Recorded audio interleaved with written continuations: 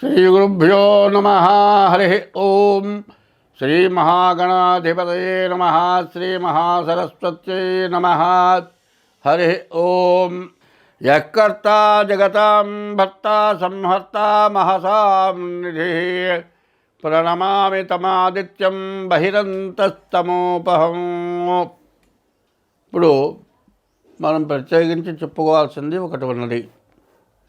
ఎందుకంటే సంవత్సరాది అంటే ఉగాది తెలుగు సంవత్సరాది. ఎందుకంటే హిందువులందరికీ కూడా సంవత్సరాది తెలుగు సంవత్సరాది.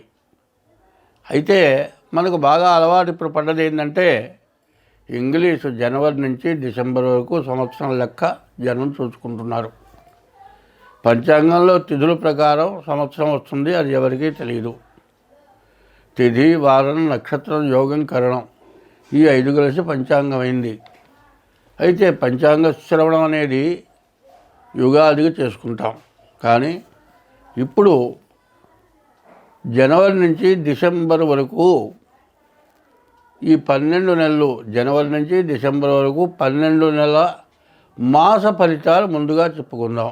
అయితే దానికంటే ముందు ఈ జనవరి నెల విశేషం ఏమిటి అనేది మనం చూసుకోవాలి. 2025 సంవత్సరం జూన్ నెల కన్యారాశి ఫలితాలు చెప్పుకుందాం. ఈ కన్యారాశి ఫలితాలు ఎట్లా ఉన్నాయో చూసుకుందాం. అంటే జూన్ నెల సంగతి ప్రత్యేకించి చెబుతున్నాం. అయితే సంవత్సరం మొత్తం ఫలితాలు, ఈ సంవత్సరం ఫలితాలు ఎట్లా ఉంటాయంటే 2025 ఈ రాశికి, కన్యారాశికి ఏమవుతుంది అంటే శని సప్తమంలో ఉన్నాడు, రాహు 6వ ఉన్నాడు. బాగా లాభదాయకంగా ఉన్నాడు రాహువు. శని సప్తమంలో ఉన్నాడు.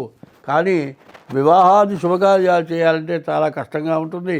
వివాహం అయిన తర్వాత భార్యాభర్తలకి ప్రతికూలత వచ్చేట్టుగా ఉంది.